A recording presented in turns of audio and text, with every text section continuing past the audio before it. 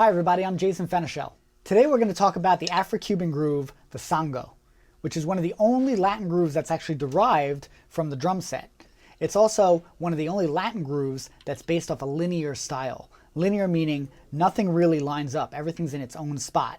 So what I like to do is break down the basic version of this groove and teach you guys how to do it. Now if you're not familiar with the afro-cuban style of drumming, afro-cuban of course is a combination of African and Cuban rhythms mashed together over the years to form its own style of drumming. Now afro-cuban drumming is based off one rhythm and we call that the clave.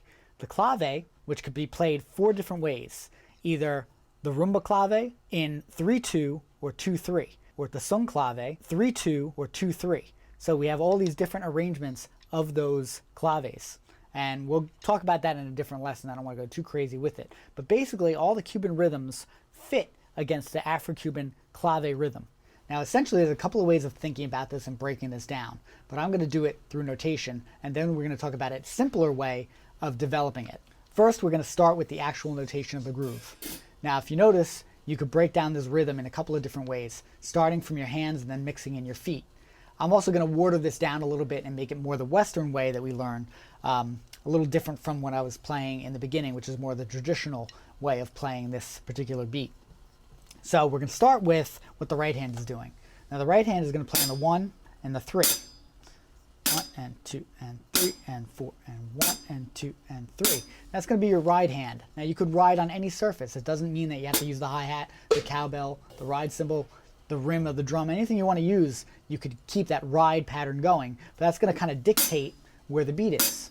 Now something you also have to be aware of in the Afro-Cuban style, the downbeat is not on beat 1 as it traditionally is in most other styles. Basically every other style, that downbeat is the strongest beat. It's the most important beat to hear. In Afro-Cuban music, the downbeat is on the end of 2. We also generally read Afro-Cuban rhythms in cut time. So when I say the end of 2, it's going to be a faster feeling. You can also look at it like the of 1, 1 e and or 1 and 2 end. And we're going to think of it more like that, 1 and 2 end. And that's going to give you that downbeat. So if we just practice feeling that, 1 and 2 end, 1 and 2 and 3 and 4, and 1 and 2 and 3 and 4, and let's do a little slower, 1 and 2 and 3 and 4, and 1 and 2 and 3 and 4, and that's going to be where the band is really feeling that pulse. And you want to make sure you nail that end of 2 because that's what really gives it that Cuban vibe. So I just want to practice the right hand on the 1 and 3 and the bass drum on the end of 2.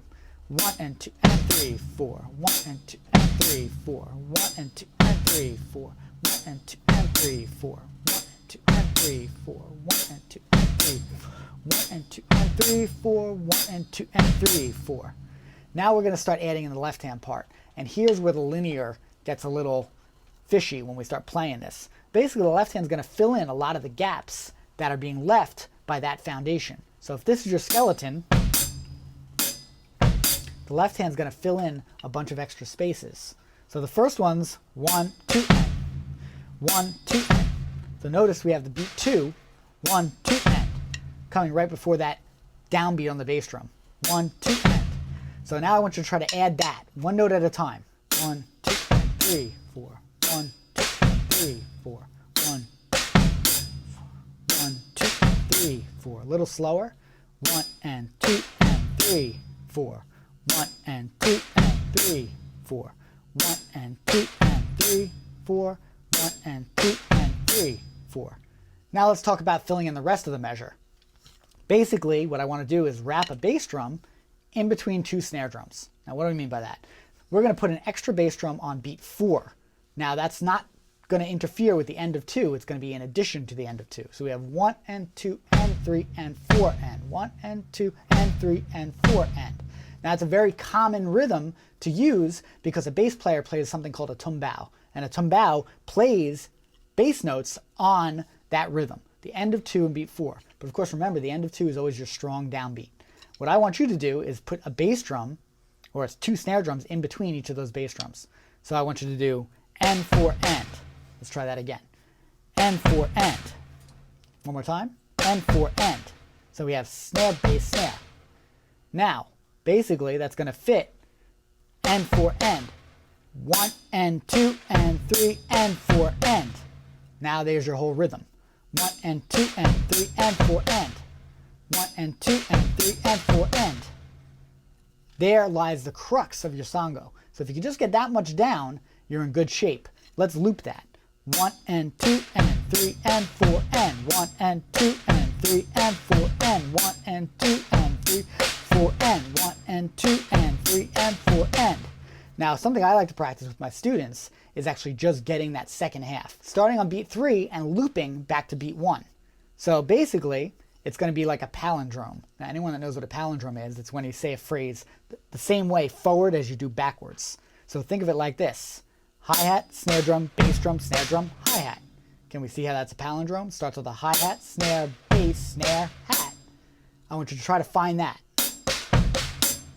Now the tendency is going to go, I don't want you to do that. Right, left, bass, right, left. That's the wrong way, and that's what you're going to feel like you want to do. I want you to resist that and keep it ride, snare, bass, snare, ride. Hat, snare, bass, snare, hat. Let's just practice doing that. Hat, snare, bass, snare, hat. Hat, snare, bass, snare, hat. Hat, snare, bass, snare, hat. Make that feel good. Might take a little bit. Hat, snare, bass, snare, hat. So now if we think of it that way, what we're going to do is we're going to add the beginning to it. The beginning is 1, 2, end. 1, 2, end. 1, 2, end. Now let's add our hat, snare, bass, snare, hat. 1, 2, end. Hat, snare, bass, snare, hat. Again. 1, 2, end. Hat, snare, bass, snare, hat. Again. Hat, snare, bass. 1, 2, end. Hat, snare, bass, snare, hat. 1, 2, end. Hat, snare, bass, snare, hat. Once you have that, you pretty much have the groove down. The only thing left to do is in the second measure. Essentially, both measures are identical. There's only one difference between your two measures. The first measure you're holding on the end of beat 1. 1 and 2 end. 1 and 2 end. The second measure you're going to play inside of that hold. So you're going to get 1 and 2 end. And that's the only difference. So basically you could practice alternating.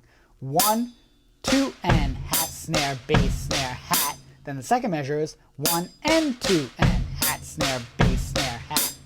So now you have your two measures almost identical, except one has an extra snare drum.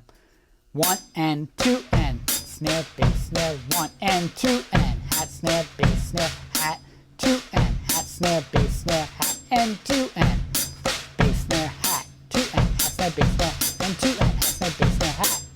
And you want to practice that over and over again until that feeling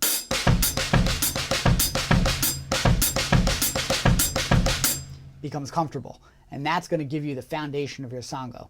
Of course, that's not where we leave it. The next step is we have to add accents.